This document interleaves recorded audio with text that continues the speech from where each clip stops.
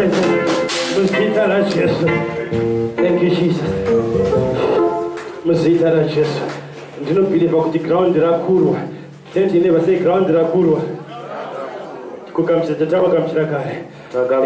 And what is coming is coming. The devil will not stop it. Let's turn our Bibles to 1 Samuel chapter 9. 1 Samuel chapter 9.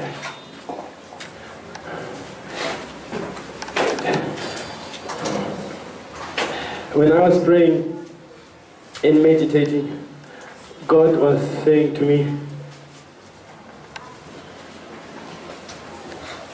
ramba uchitaura shoko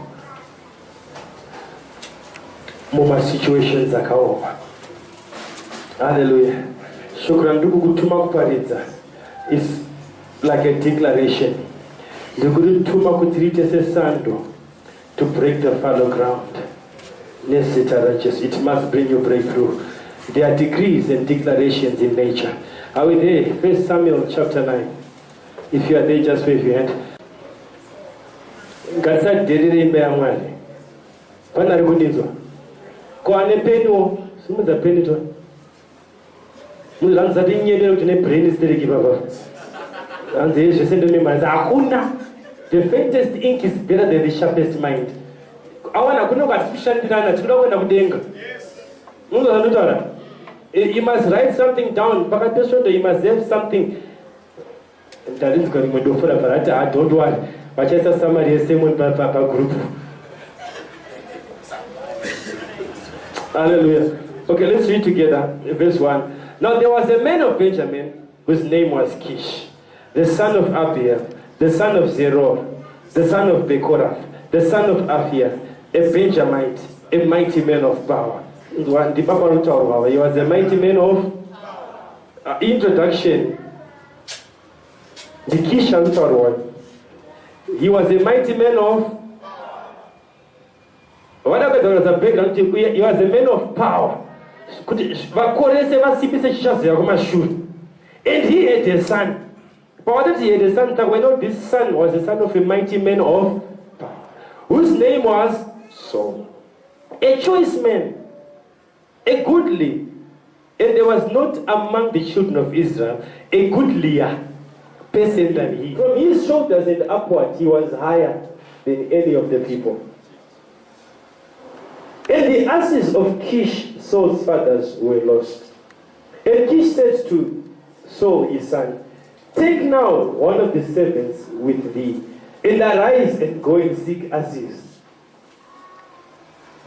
Hallelujah. Verse 3. Suga! Mina mashaka matonki. Verse 5.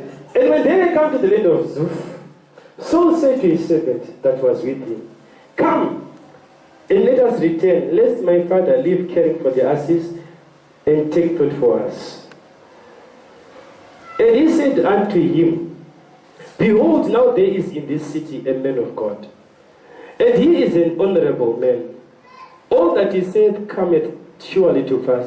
Now let us go thither. Peradventure he can show us our way that we should go. Verse 7.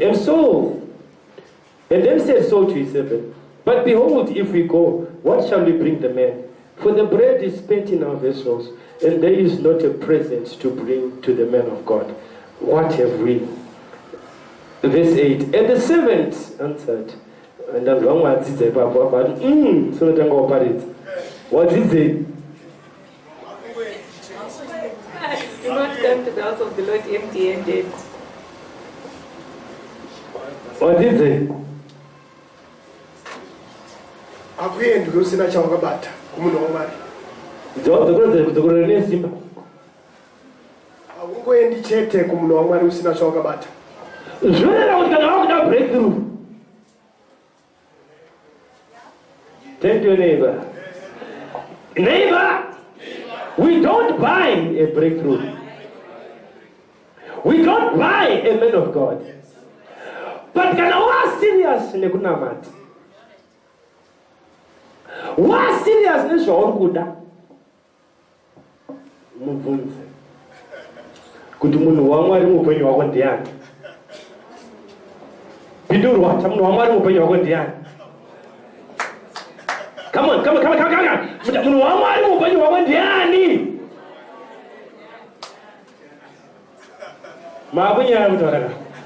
Ask a neighbor, I'm no one who you're going to. Or maybe, do you even have a man of God in your life? Hallelujah. How do you know what I'm moving you out? More than I say, how do you know what I'm moving you out? I don't know what I'm moving you out.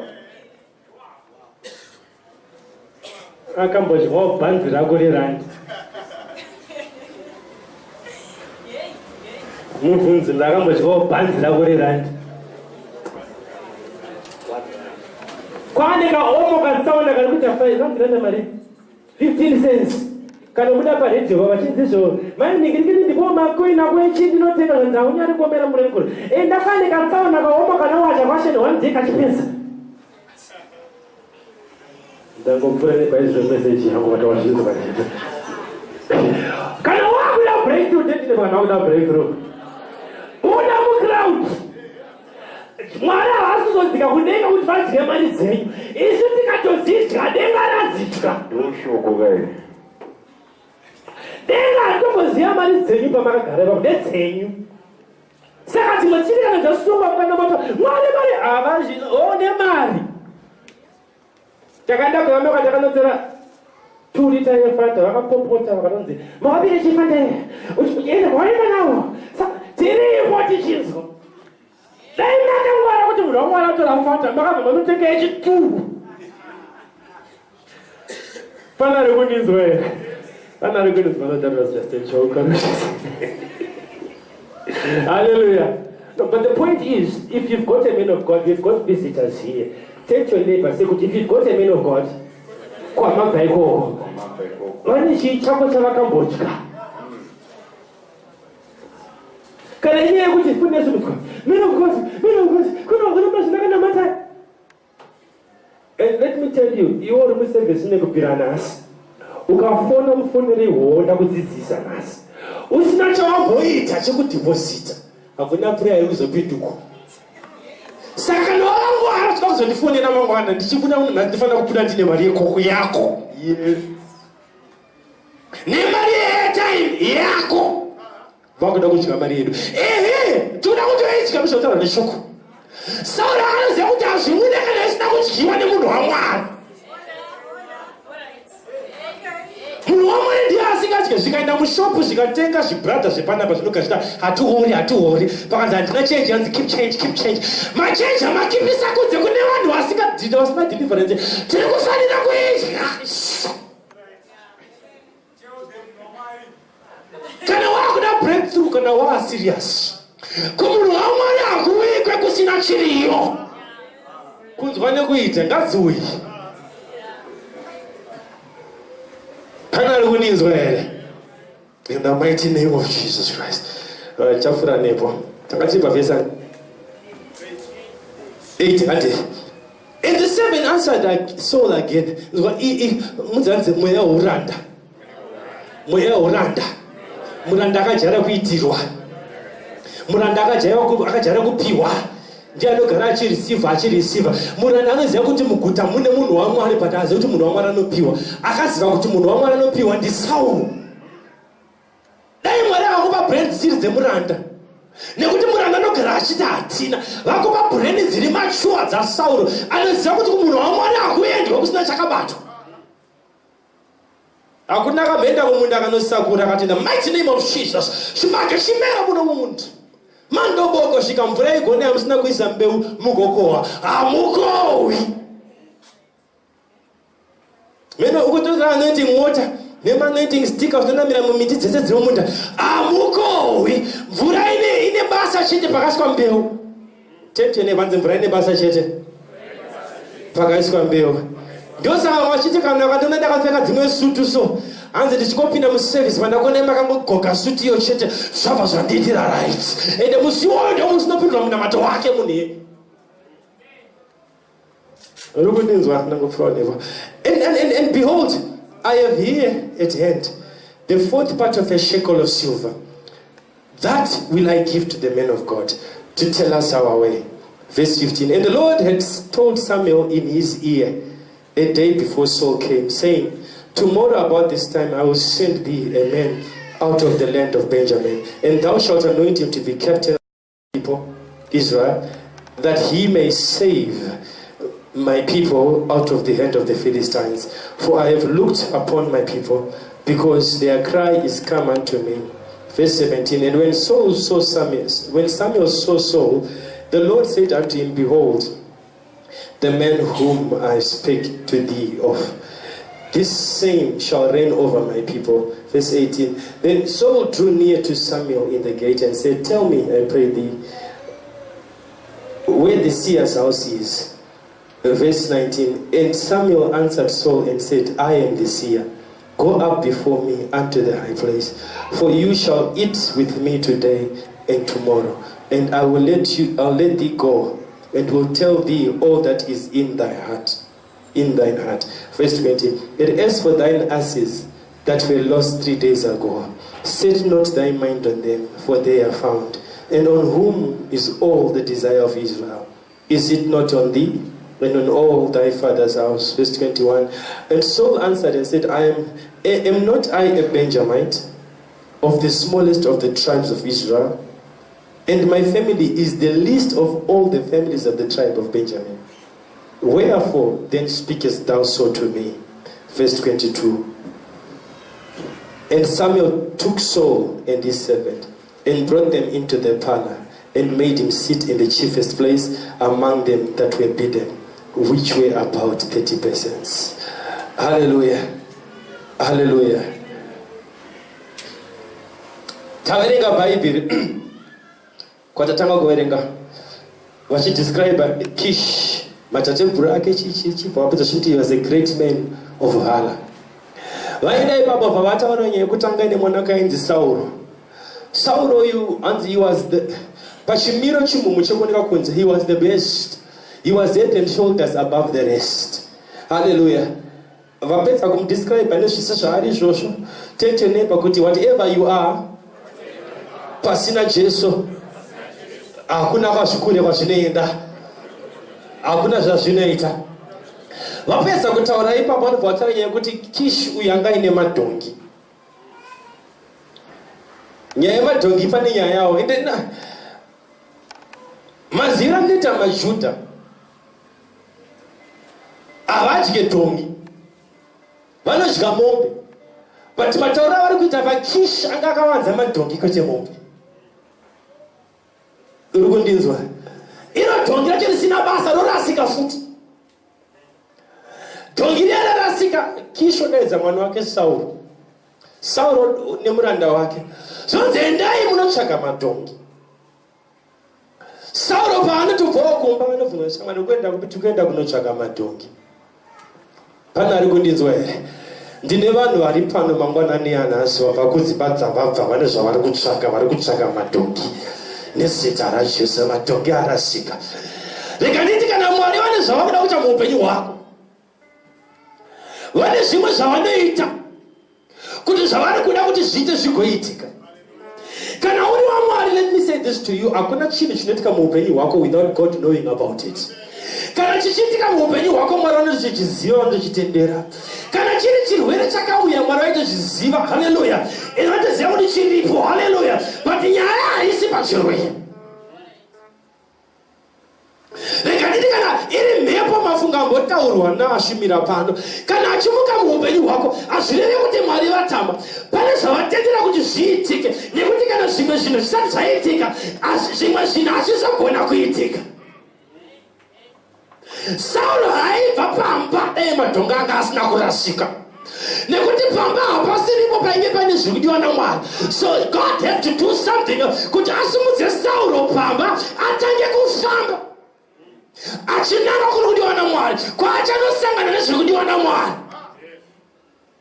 Rega nditaure nemumwe munhu pano mangwana mananasi. Pane zvauya muupenyu hwako, izvozvo ndozvakutendera kuti uye pano. Iwe uya pano chiti uri kuvinga nyaya yemadhongi. deliverance, healing. I don't know. But let me tell you something. God has got a bigger plan for you right now. Am I talking to somebody? Am I talking to somebody? Saul never sumuka pamba wachenda kunotsvaga madongi. Baba wangu ni kunotsvaga madongi. But havazivi kuti mukati mavo mune chikuru chirimo. He is about to be surprised by God. Can I talk to somebody in this house this morning? From this service, that's why this word has come. But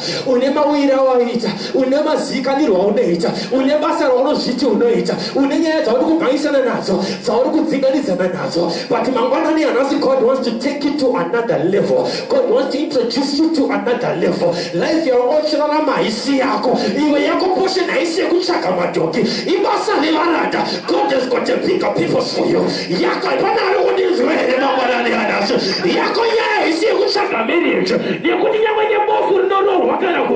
God has got a bigger plan and a purpose for your life. God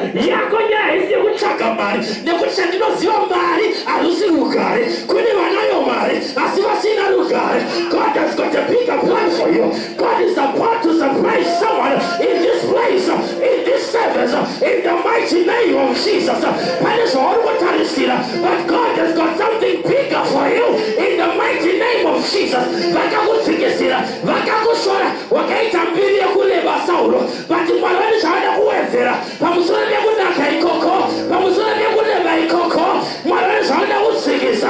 in your life, in the mighty name of Jesus.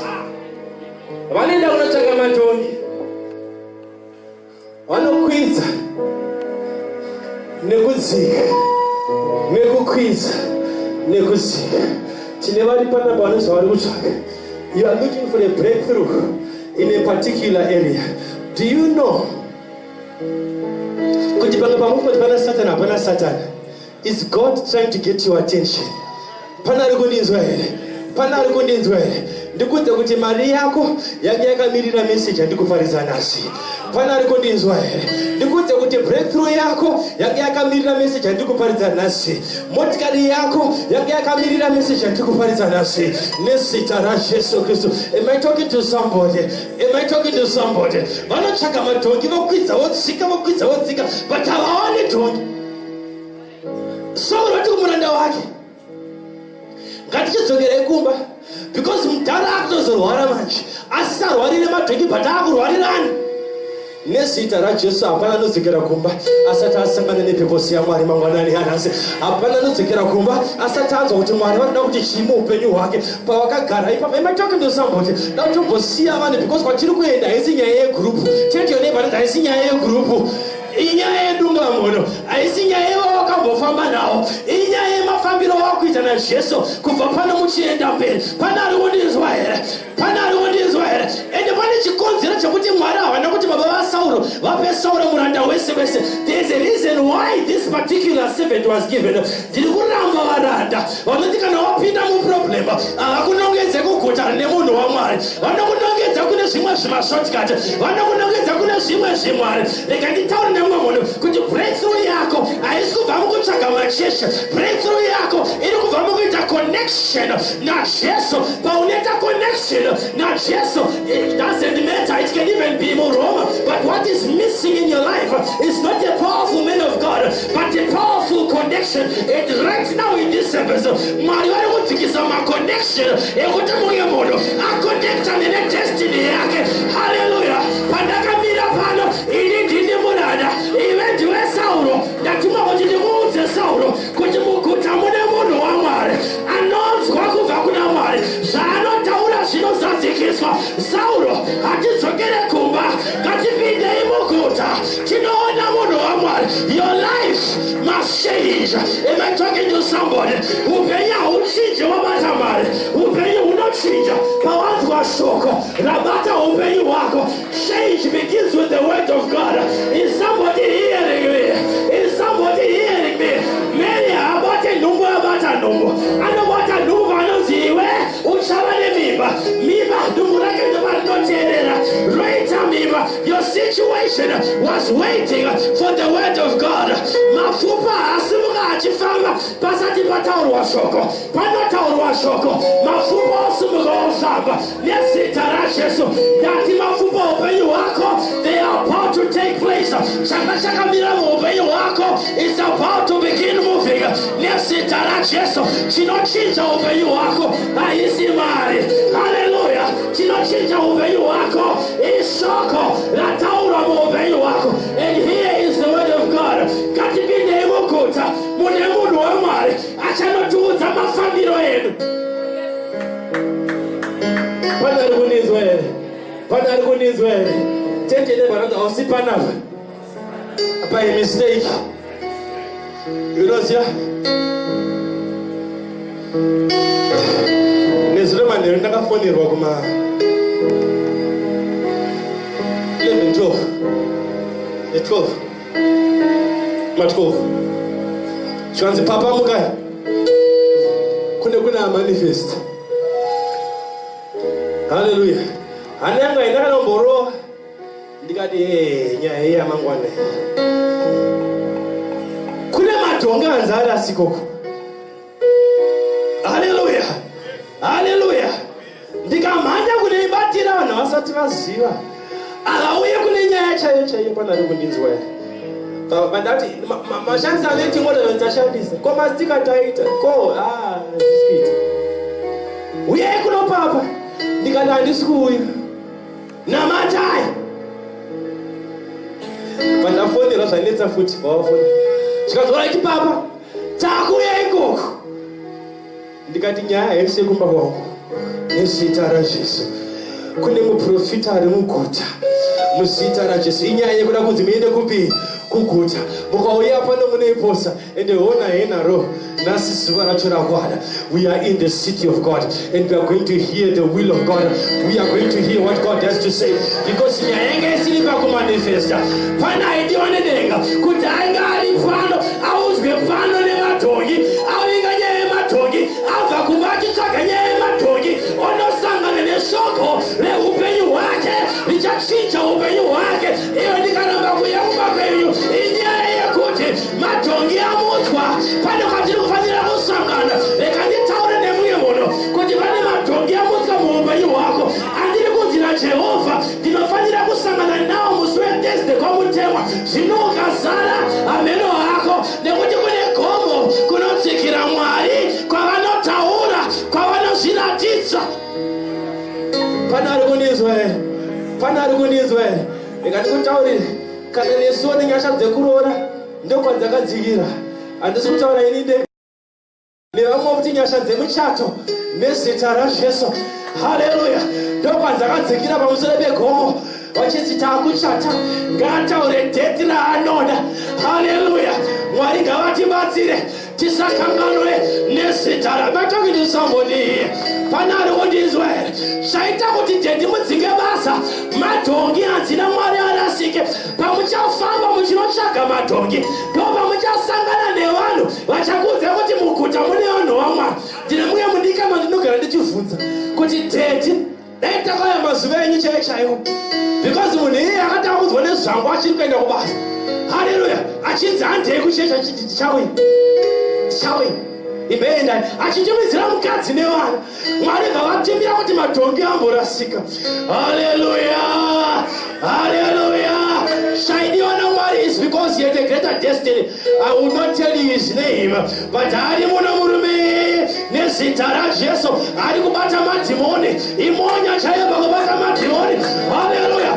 Achamutsvaga ndiye anotitsvaga. Haleluya. Shaidiona Mwari chakaita kuti matongi arasike.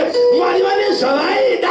Let me talk to somebody. The reason why there's a problem in your life, matongi atenderwa naMwari kuti arasike nekuti vamwe venyu makatopinda kuti ukoma handiende. Saka Mwari vati matongi ngaameita sei ngaarasike. Kana warwadziwa ucharitsvaga gomo ucharikwira kuremerwa negomo uye zvinhu zvese zviri right. Am I talking to somebody? Am I talking to somebody? Reka ndiite zvimbobhenda because mukoma munochedzere muramba imamubatiki. Maprogram hope and peace. I've got this program. I've got this.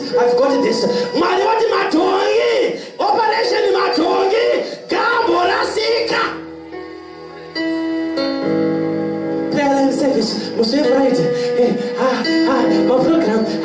kuzofamba ari kuzorasika matongi muchauya kubureya mutaradzi uchauya kubureya here chauya kubureya here avadi kusanya asati arasika acharasika matongi tebhuri inogadzwa so haleluya chikafu chiri pakushayiwa apetite wakachitarisa so haleluya haleluya. Am I talking to somebody? Mwari vanotendera kuti matongi amborasika. Manga musingambofugawe kufuga mamuchinamata ndine chavi zadzo zvinonamata dzakamira so dzakamira. Oh Father God, Father God, Father God, Father God. Mukadzande kuchechi. Haleluya. Une mwasayo ande kuhondo. Chitonza tsoka so. Chitonza tsoka so. Ene naichiseka muna makuseni pareto. Pane imwe shasha yafona zvanzi I couldn't go to church today because I've got a flu.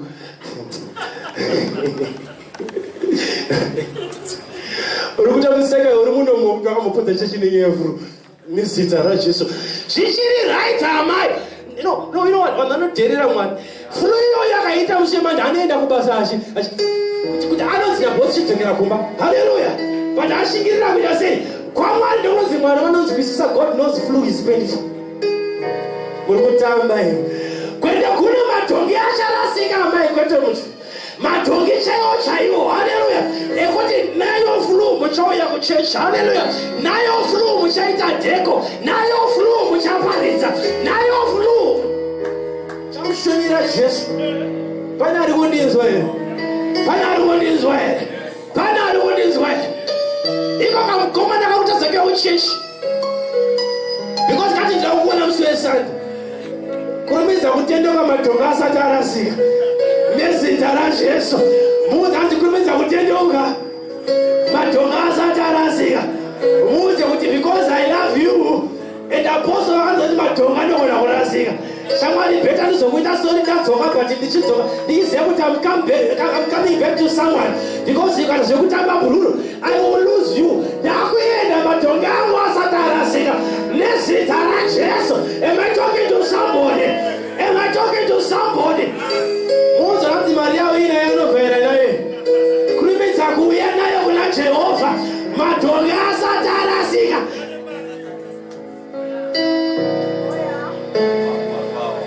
Ndine munhu ere mangwananerasi. Ndine munhu ere mangwananerasi. Bhasiketi richiripo here. Manya matongo asati arasika.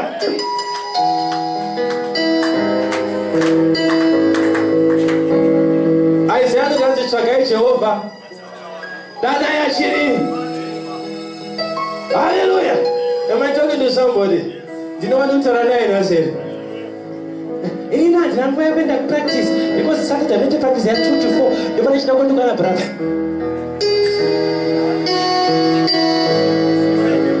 Am I talking to somebody? Kuma crusade handikwanise kuenda munhu waMwari matongo acharasika pana ari kundinzwa here. Kana matongo arasika hakuna kwausingaende. Haleluya.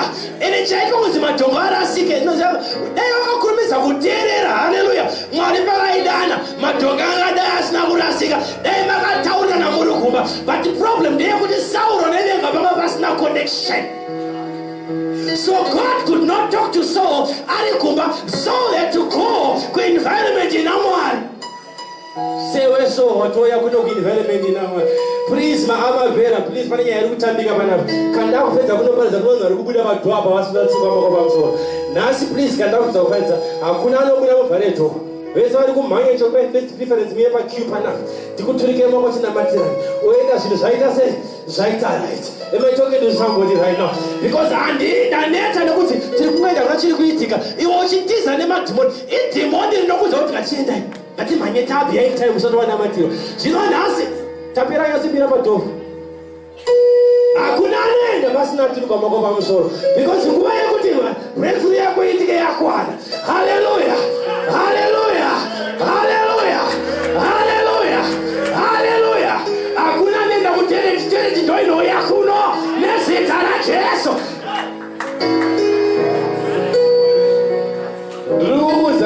madhimoni nevanhu wetu kweshoko kuti angopotswa nerake so madhongo haamutwe naMwari chete naSatana nomuziva madhongo yake. Pana ari kunizwa here? Pana ari kunizwa here? Ndine vanhu here panapa zvikati nemuranda wake kune munhu waMwari ari muguta.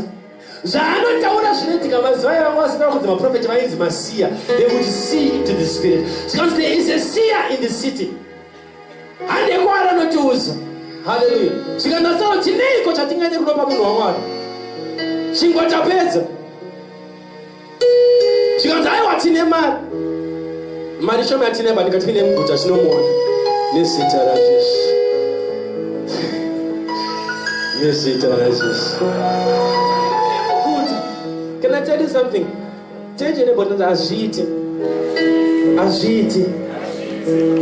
It can't. Mixing water with oil, it can't. Aziti kuti usangane nemunhu waMwari. Aziti kuti usangane nemunhu waMwari. Life yako yoramba yakadaro. Aziti.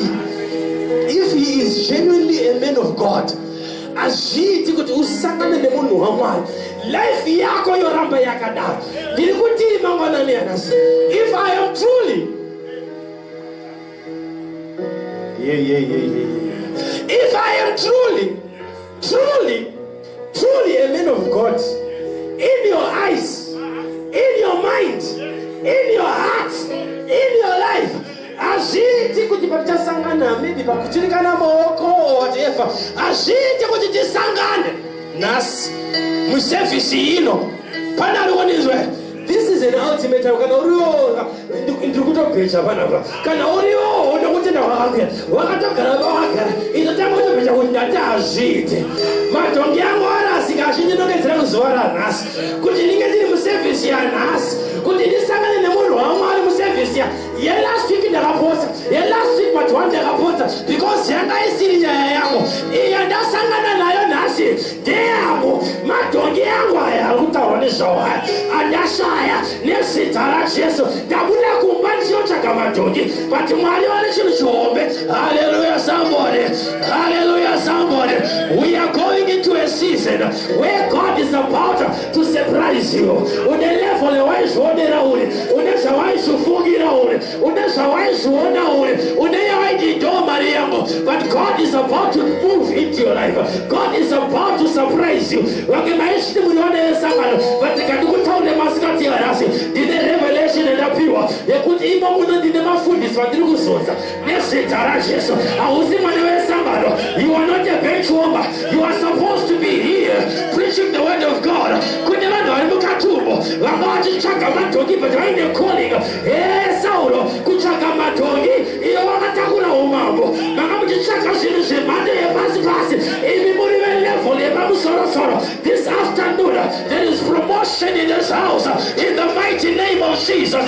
There is a shift, a paradigm shift. Une level yauri kuendeswa nenega. Hallelujah. Yepamusoro-soro yeumambo zvisina akamboita mumuri menyu, zvisina akamboita kudzinza kwenyu. Ndati zvina kutangira pauri nekuti kusvika pana Sauro Israeri yakanga isina munhu aiita mambo. Sauro ndiye aitanga nazvo. Reka nditaurire mauri mangwanani yanhasi pana anoitika yekuzika. Hallelujah. Kwete yekuti uite zvakaitwa nevamwe. Reka ndikuti yekuti utange zvisina kumboitwa nevamwe. Zviri kutanga pauri kumhuri kwenyu, zviri kutanga pauri kubasa kwenyu in the mighty name of Jesus. Hallelujah. Wabva kumba uchitsvaga madhongi but denga has a bigger agenda. Denga has a bigger purpose. Nezita raJesu. Am I talking to somebody?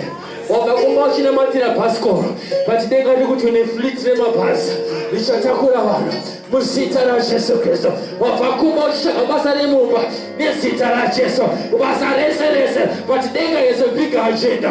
Uri kusenzerwa nezita raJesu, uri kusenzerwa nezita raJesu. Am I talking to somebody? Zvikati mune munhu waMwari muguta zvikati ngatiende. Saka vachipinda muguta pavasangana nemudzimai wavakavhunza sekutenda kwenyidhendi. Haleluya. Muitira vachipinda muguta vakasangana nevo masikani. Zvikanzi tiri kutsvaga siya anogara muguta rimwe. zita rakanzi anonzi Samuel. Zvikanzi nemadzimai kurumidzai anogara pakati. But kune masacrifice anoitwa mukanonoka munomusvikira aenda kusacrifice and sacrifice haadziki kuzamana sacrifice yaitwa because ndiye anoitisa chimanyaya apa nyamba haana kuziva kuti munhu waMwari. Haleluya. Kumba kwenyu kwakambouya vaenzi vachisvika mamati saka ndima muchichiitisa nhungu tanga chakaenda kutauni makuseni vanhu vachinzwa kupera simba. Munhu waMwari akandisika zvakamwedza kupera simba asumuke kuenda kuzvipiriso nekuti purpose yechipiriso chacho haisati yasvika nezita raJesu Kristu. Bhaibheri rondiudza kuti pane ari kundinzwa here. 2 Chronicles chapter 20 verse 20. Believe in the Lord your God and you shall be established. Believe in his servants the prophets and you shall prosper. Bhaibheri roti Mwari vakanga vauya kuna Samuel manheru. Haleluya. Vakuna Samuel. Vakauya kuna Samuel manheru. Izvo zvinotara Bhaibheri. Hanzi vakamuudza Samuel. Vakamuudza Samuel munzeve kuti kuna Sauro achauya. Ari kutsvaga madhongi. Ndini ndaita kuti arasike. Nyaya haisi yemadhongi. Iye Sauro iyeye ndiye achatanga kuchata mumba mavo. Iye Sauro iyeye ndiye achatanga kuita motikari mumba mavo. Iye Sauro iyeye ndiye achatanga kuita wadzimba mumba mavo. Iye Sauro iyeye. I'm talking to Saul right now in the mighty name of Jesus. I'm talking to Saul. Iye Sauro iyeye ndiye achatanga kuita kampani muzita raJesu. Ko Sauro achava kudonhe ndive umwe Sauro. Muzita raJesu Kristu. Kwaanomirire zvake zvaita kaharisi. Alright. Muzita raJesu. Iye Sauro iyeye. Thank you Jesus. Muzita raJesu. Iye Sauro iyeye mumuri mavo ndiye achatanga kukotamirwa. Iye Sauro atori munzira ari kuuya so haasi uyi haumuoni but ndiye wandagaza kuti aite mambo waIsraeri in the mighty name of Jesus. Imwe Sauro akuda kuenda futi. Iye Sauro iyeye nezita raJesu kusina kumbosvika mumba mavo. Muzita raJesu. Madhonga akunzai kunoko muri kwaziva. Mwari vane chikonzero noupenyu hwenyu nezita raJesu. Muzita raJesu Kristu. Thank you Father in the mighty name of Jesus. Right now, from the sole of your feet to the crown of your head. Mighty name of Jesus. Nezita raJesu Kristu. Mighty name of Jesus Christ. Muzita raJesu. Hatimboiti service kungoita chiite ukuzonditaura patiri kutaura nyaya yekuti Samuel akaudzwa munzeve. Ndine zvandaudzwa munzeve nekuda kweupenyu hwako nezita raJesu Kristu. Pane chaitirwa service ine mauro anhasi. Iwoyo uchitsvaga madhongi in the mighty. Muchadzoka kuzotitestifyira mazvinzo. You will come in the mighty name of Jesus Christ. Thank you Father. Thank you Lord. Muzita raJesu Kristu. Thank you Father. Muzita raJesu Kristu. Saka Sauro paari kusvika kuna Samuel. Andobvunza Samuel kuti, do you know the seer? Hallelujah. Asking the seer, do you know the seer? Hallelujah. Kubvunza kuti ndikutsvagawo atavha. Uchibvunza atavha wacho nezita raJesu. Hallelujah. Zvikanzi Yesu udikani wabviswa kumba nemadhongi. Nyaya haisi yemadhongi. Madhongi amamuchitsvaga akawanikwa 3 days ago. In the mighty name of Jesus. But God wanted you at this time, at this point, in this season, because Israel has been waiting for you. Nikandikudze pane kwawakamirirwa mudikanhama, pane kwauri kuchemerwa iwewe, havagare pasi usati wasvika. Hakuna chinoita iwe usati wapo. Ndiwo wakamisa zvinhu mumuriwe. Ndiwo wakamisa zvinhu kubasa kwako iwe. Ngati ndiwo wakamisa zvinhu nyangwe nemukereke muno. But now zvauya pano Samuel, zvinhu zvakutanga kuitika. Pane anoitika yakasati yambodzikiswa muIsraeri, yakuda kudzikiswa. Makabhike musati maanoitwa mambo. But there's a king's anointing that's about to be released. Let me talk into your life. Let me talk into your marriage. Let me talk into your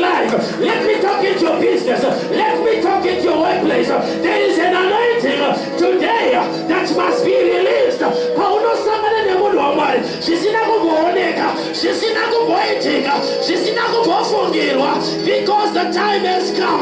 Your season has come. Yes, surely the Lord will do nothing without revealing it to his servants, the prophets first.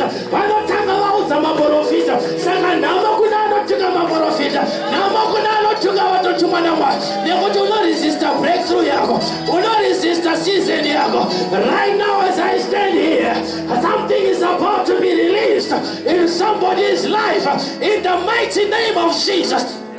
On this way, Israel had never known a king. The king's anointing had never been released in Israel.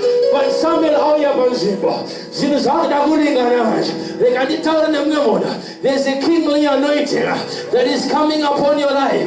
There is a kingly anointing that is about to come on your finances, on your marriage, on your career. There is a kingly anointing that is about to come. Pana deliverance yezinza, deliverance yerusi nekuti kusimudzirwa kwaSauro kwakasimudzira Israeri yese. Rekanditaure anobvataura kuti tendai iwe nemhuri yako muchaporeswa mese. Maura anhasi kuuya kwako kawaita pano waitira zvakanaka mhuri yenyu, waitira zvakanaka dzinza rekwenyu, ndiwe mazvinosvikira nezita raJesu. You are the port of arrival. Zvichadistributwa from you going to every area of your life in the mighty name of Jesus. In the mighty name of Jesus. Your season has come. Your time has come. Your moment has come to receive the King's anointing in the mighty name of Jesus. Even without a King's anointing, King's anointing shall not ever. Whatever bodyguard, King's anointing shall not ever.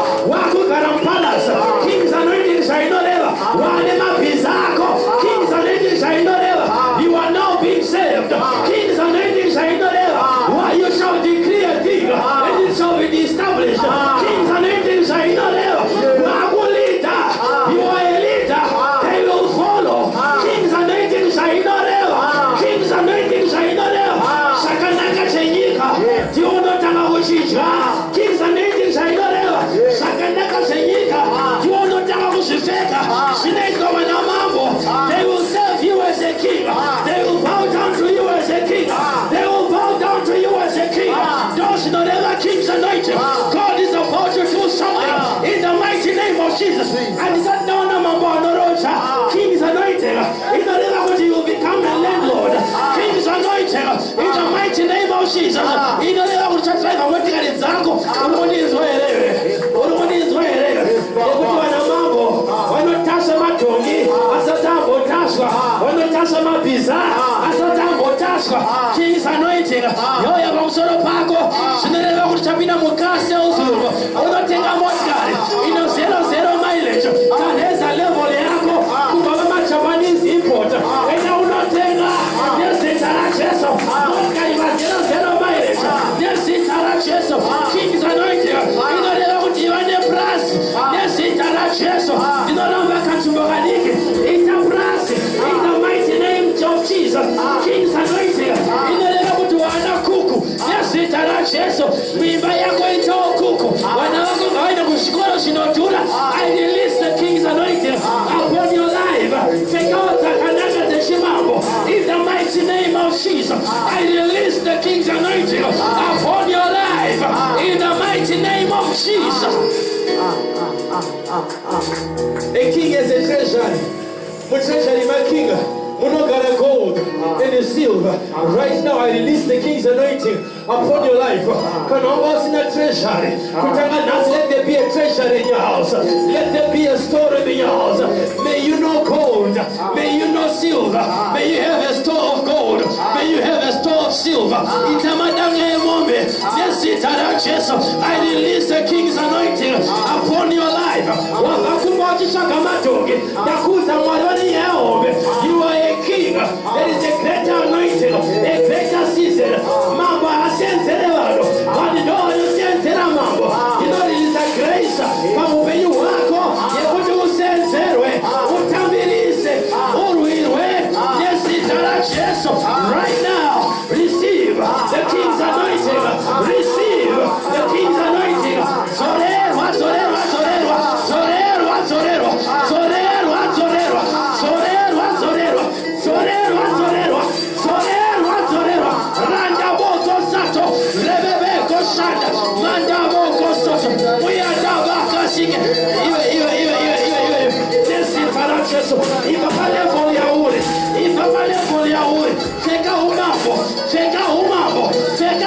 wako, teerwa nemari, teerwa nevaranda, teerwa nezvakanaka, teerwa nezita raJesu, nezita raJesu.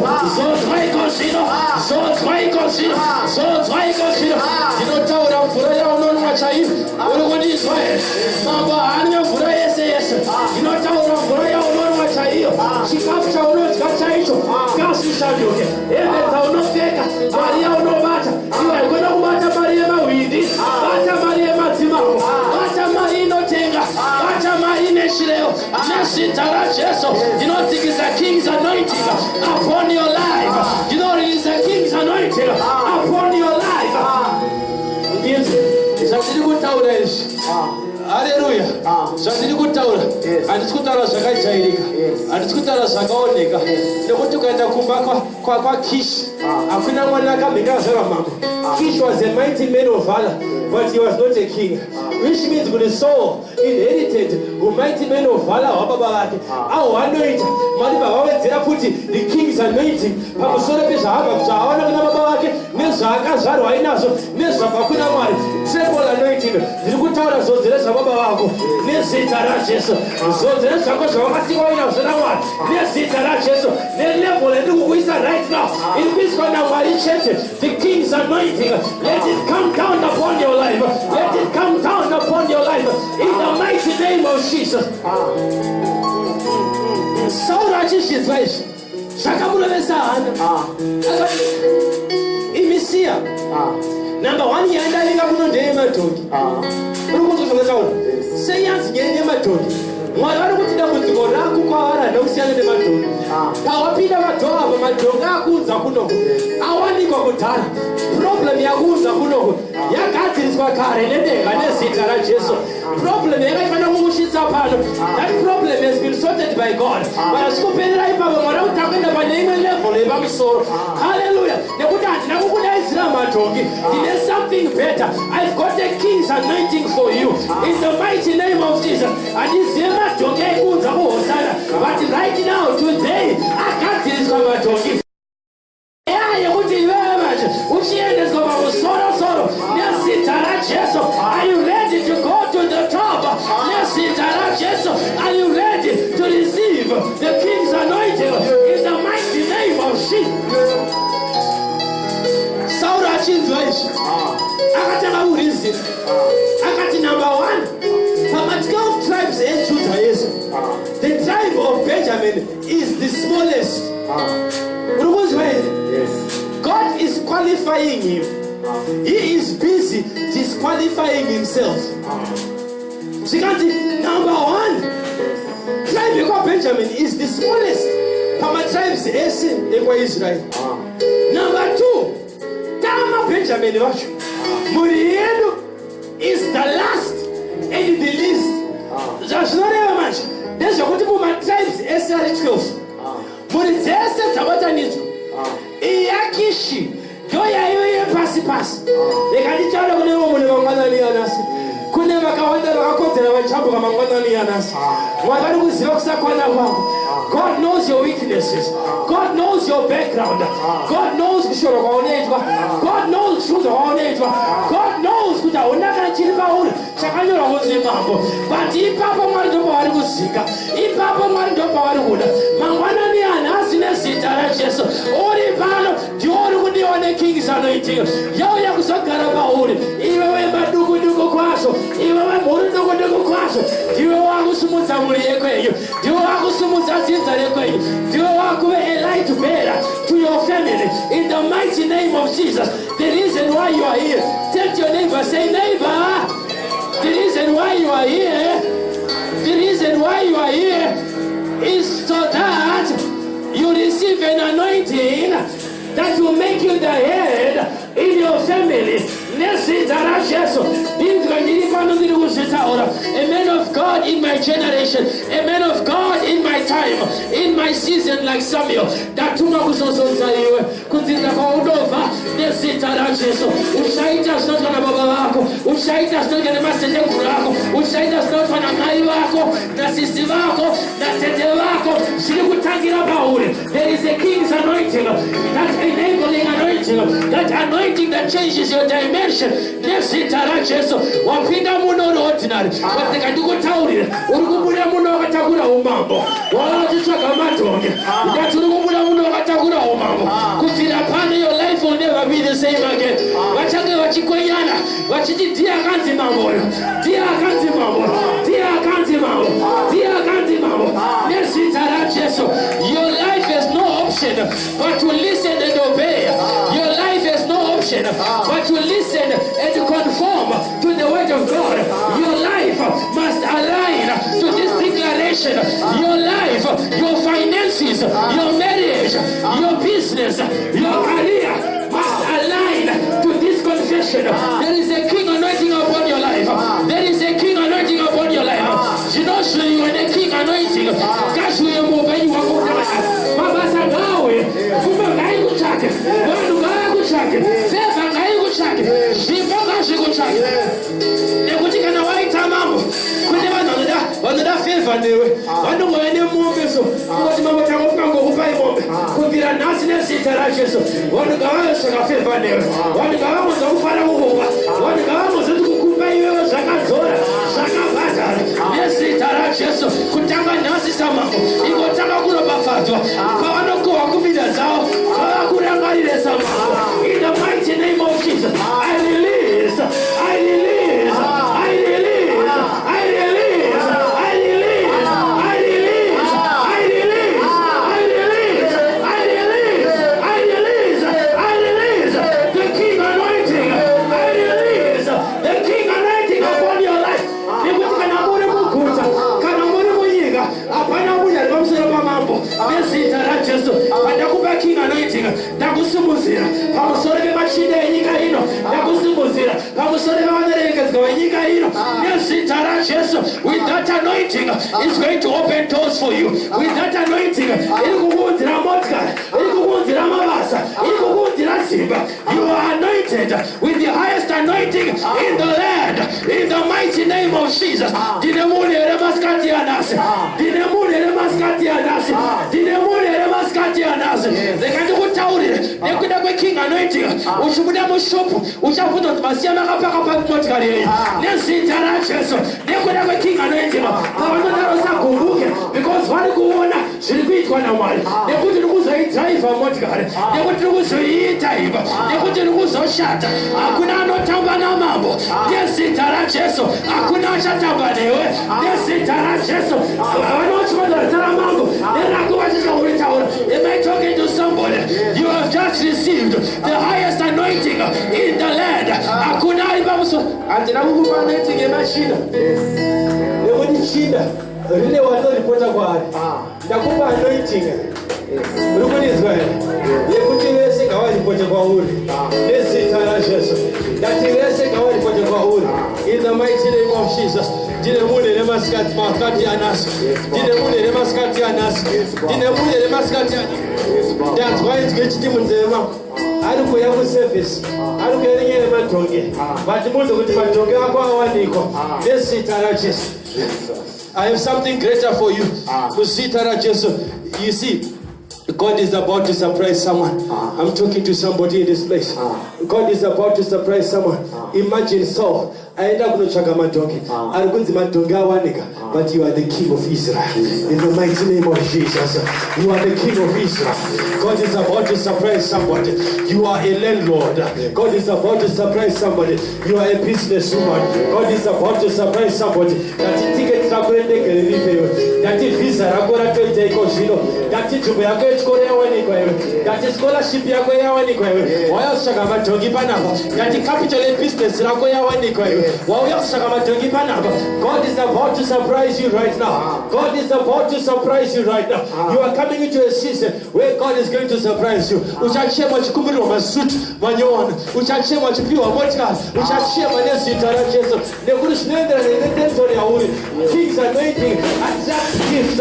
King's anointing attracts favor in the mighty name of Jesus. Urukundizwa here. Kana wakalerwa franasu wakukosha. Nesitara Jesu. Because of the anointing. And it shall come to pass that the yoke shall be broken, that the burden shall be lifted, and the yoke shall be broken because of the anointing. In the mighty name of Jesus, let the King's anointing break every yoke in your life, every yoke of sickness, every yoke of poverty, every yoke of scarcity, every yoke of lack, every yoke of disease. Be broken because of the King's anointing. Every yoke of scarcity. Kutambulira out, urombo out, security out. Receive the King's anointing. Receive the King's anointing. Yes, interaction. When your exam, school fees no aniga, exam fee no aniga. King's anointing is upon your life. King's anointing is upon your business. King's anointing is upon your marriage. Yes, interaction. Naye mwari vakubatsira waziva simba rawina. Naye mwari vakubatsira waziva simba rawagamuchira.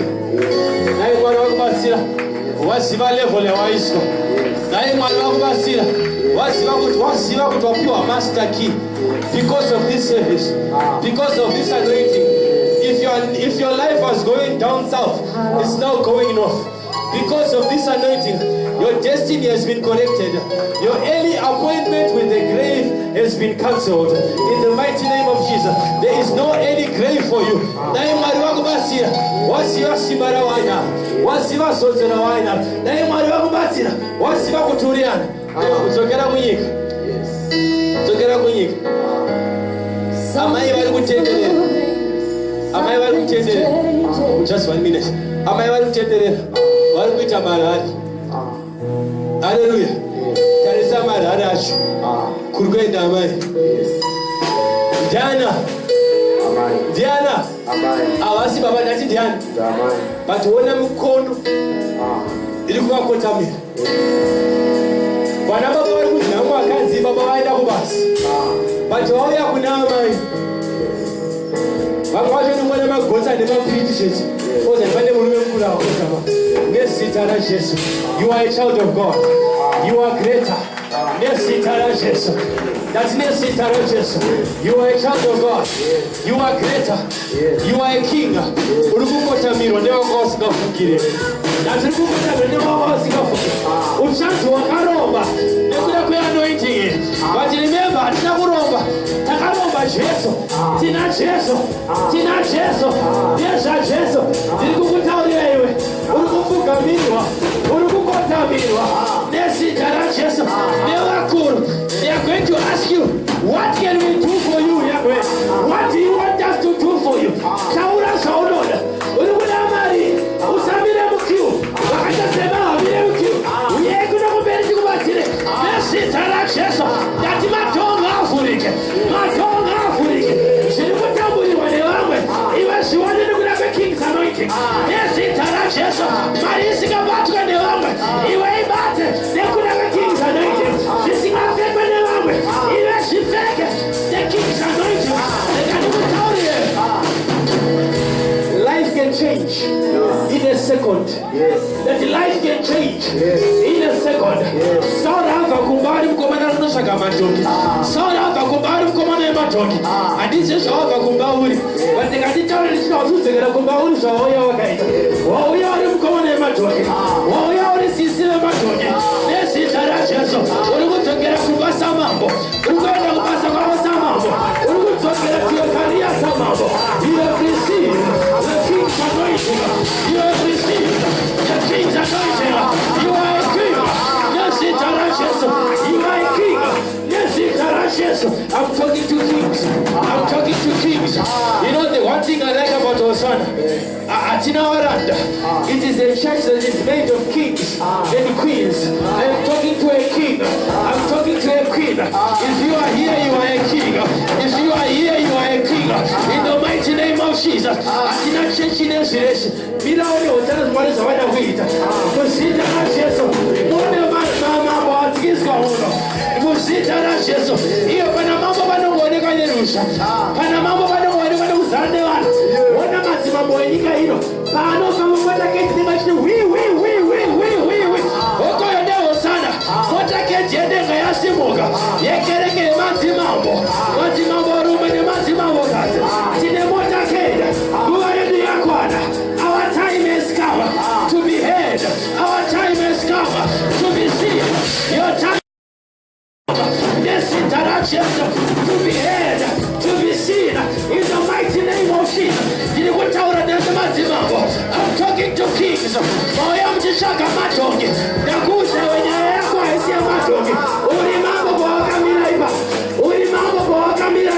Receive the king's anointing. Receive the king's anointing.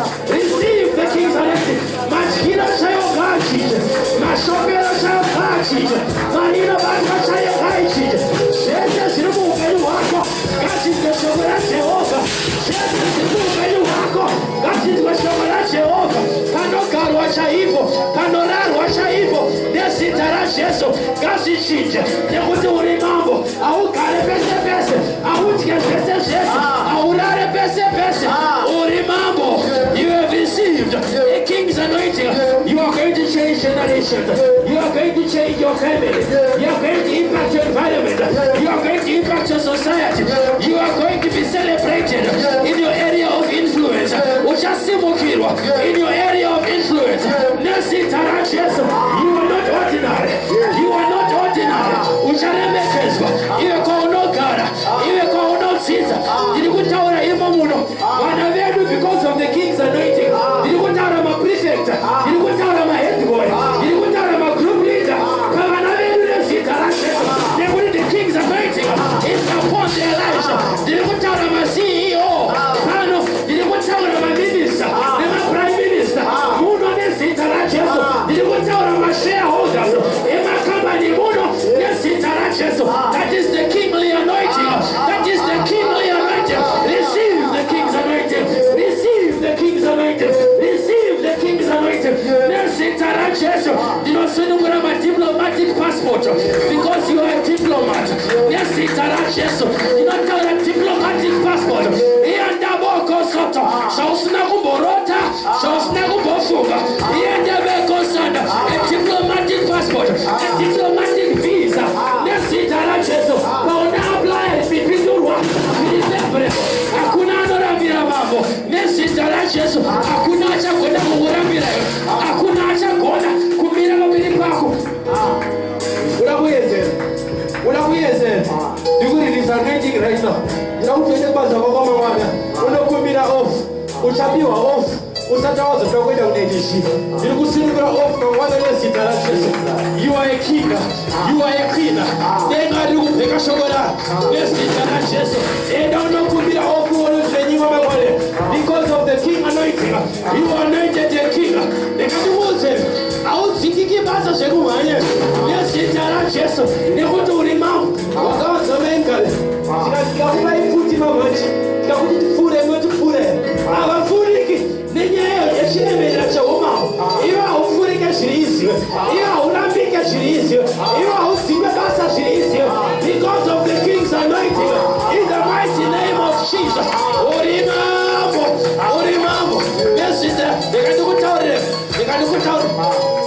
Nyamwene vakondi vaunokwira uchadzuririrwa sokuti siyana vagare kumberi musavapusha nemahwindi. Haleluya. Pane chiri pauri samambo chinokoka vasevenzi nezita raJesu. Ndati pane chiri pauri samambo chinokoka vasevenzi. Kana usingazive vasevenzi kwese kwaunoenda ngakumuke vanhu nokuti musasimuka henyu. Mirai ndinokutengerai. Mirai ndikuitirai. Simuzita raJesu. Ine zita raJesu. Moyo usenzerwa iko zvino. Yandoboko sotololivavo. Ndine munhu masikati anasi. Ndine munhu masikati anasi. Iwe hauchinjwe nemari iwe. Ndati unochinjwa neshoko. Iro ravantu vanhasi. Ukadisenda. Ndorakuchinja upenyu hwako. Ndorakuudza mari. Ndorakuudza mabusiness. Iro roshoko ravanzwa. Kuudze kuti wakatarisa mambo. Wakatarisa mambo. Tell your neighbor, you are looking at a king. You are looking at a king. This is not an ordinary church. This is not an ordinary church. Why you are doing that?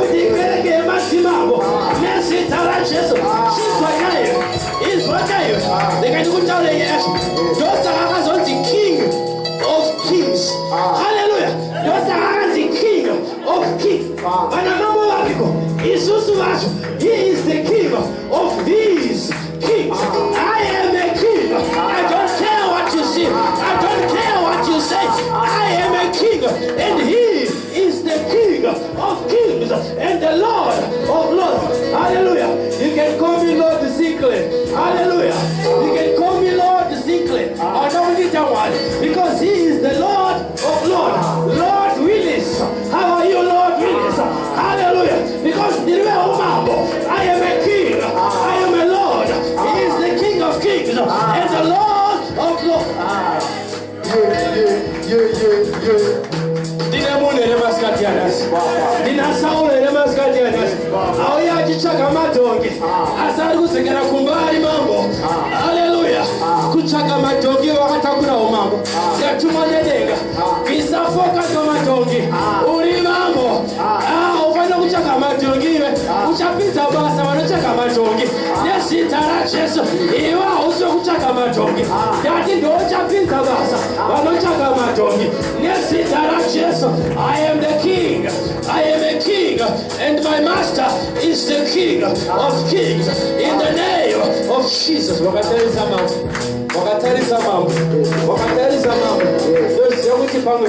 Right now, wakatitariza. Ichi mambo. Hakuna chachinji. Ingonditendera kuti ndipinde padwafu. Ingonditendera kuti ndiende. You will see me on Friday. Ingonditendera kuti ndiende kunopossess. Ingonditendera kuti ndiende kunozvirarama. Ingonditendera kuti ndiende ndinopinda. But what I know, pananzi mambo, ndagadzirirwa chigaro nezita raJesu. Because there's no king without a throne. There is a throne for me somewhere.